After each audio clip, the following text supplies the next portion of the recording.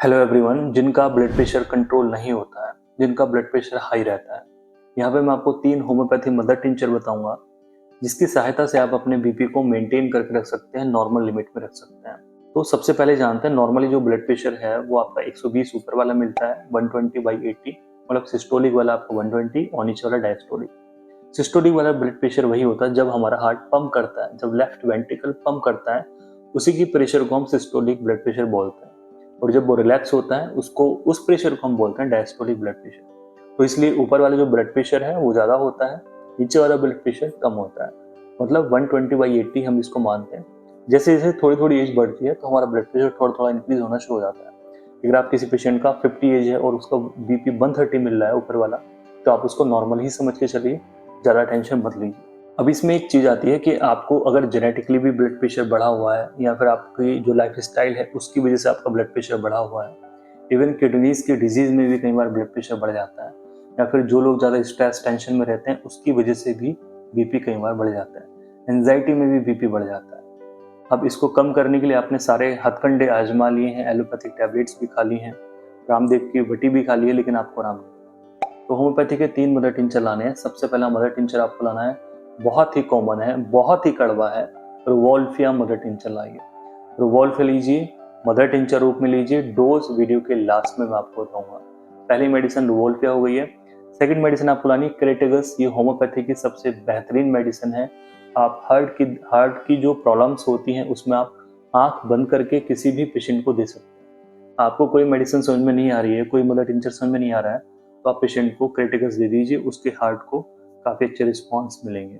Heart के अंदर even कोई भी बीमारी हो रही हो, जैसे आप देखेंगे जितनी भी पेटेंट मेडिसिन आती है, जैसे टोनिकार्ड हम मेडिसिन लेते हैं उसके अंदर सबसे ज़्यादा हमें क्रेटेगस देखने को मिलता है, क्रेटेगस मदर टिंचर मिलता है।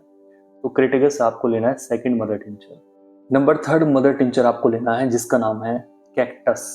कैक्टस भी बहुत अच्छा मेडिसिन है, खास करके उनके लिए जिनको चेस्ट में कंजेशन फील होती है, चेस्ट में दबाव फील होता है, चेस्ट में बंद बंद फील होता है।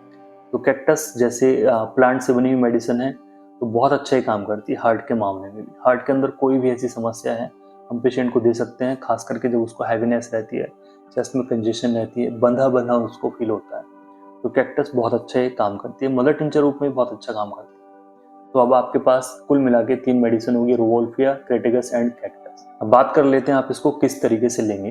तो ये आपके पास 3 दवाइयाँ हैं जो कि आपको दिन में 2 बार लेनी है। तीनों दवाइयाँ आपस में मिक्स नहीं करनी है। तीनों दवाइयाँ आपने 15-15 ड्रॉप लेनी है, 15 से 20 बूंदे लीजिए। पानी आधा कप लीजिए, नॉर्मल पानी लीजिए। खाना खाने के आधे घंटे बाद आपको दवाई लेनी है। और कोई भी दवाई आप पहले ले लीजिए, कोई भी बाद में ले लीजिए, लगभग आधे घंटे का गैप आपको रखना है।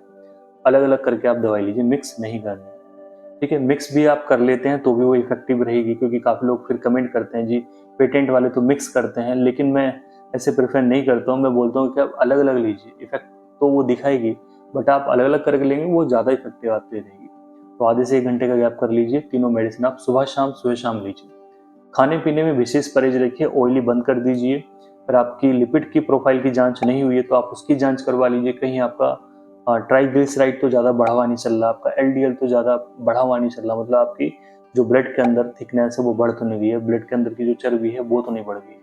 वो बढ़ी मिलती है तो उसको घटाने के लिए भी आपको साथ में और दवाइयाँ लेनी होगी। विशेष परहेज रखिए, थोड़ा थोड़ा आप घूमना शुरू कीजिए, स्ट्रेस कम लीजिए, नींद पूरी कीजिए, कोई एडिक्शन है उसको आप बंद कर दीजिए, स्मोकिंग, एल्कोहलिज्म, इन सारी चीज़ों को आप बंद रखेंगे तब जाके आपकी जो कंडीशन है वो ठीक होगी। इन मदर टिंचर को आप लॉन्ग टर्म भी ले सकते हैं, कि आप 6 महीने ले लीजिए, 4 महीने ले लीजिए, या फिर आप 2 महीने या 1 महीने लीजिए। पेशेंट टू पेशेंट डिपेंड करता है, ब्लड प्रेशर पे भी डिपेंड करता है कि कितना ब्लड प्रेशर है और 15 दिन बाद कितना उनको रिस्पॉन्स मिला। अब काफ़ी सवाल ये भी होंगे आपके मन में कि अगर ब्लॉकेज बताया जाता है तो ब्लॉकेज में भी क्या मेडिसिन काम करेगी। तो यस, ब्लॉकेज में भी आप इन दवाइयों को ले सकते हैं। क्रेटेगस बहुत अच्छी मेडिसिन जो कि ब्लॉकेज के लिए भी हम पेशेंट को देते हैं। इन दवाइयों के साथ आपको ऐसा सिरप चाह रहे हैं जो कि आप ले सकते हैं, तो आप अर्जुना रिस ले आइए। वैद्यनाथ कंपनी का अर्जुना रिस सिरप लीजिए, लगभग 15 से 20 ml दिन में 2 बार पानी में डाल के आप इसको पीजिए, आपको अच्छे रिजल्ट मिलेंगे। और जो हार्ट की कैपेसिटी है, इवन पंपिंग कैपेसिटी है, वो भी आपकी बढ़ जाएगी। वाल्वुलर हार्ट डिजीज है वो भी आपकी ठीक होनी शुरू हो जाएगी, अगर वो थोड़ी बहुत है, माइनर है या माइल्ड है। और अगर आपको ब्लॉकेज स्टार्ट हुए तो आप इन सारी चीज़ों को इस्तेमाल करिए। उम्मीद करूंगा इस वीडियो को काफ़ी अच्छा आपने पसंद किया होगा। इस वीडियो को जरूर लाइक कीजिए, शेयर कीजिए। Thank you so much.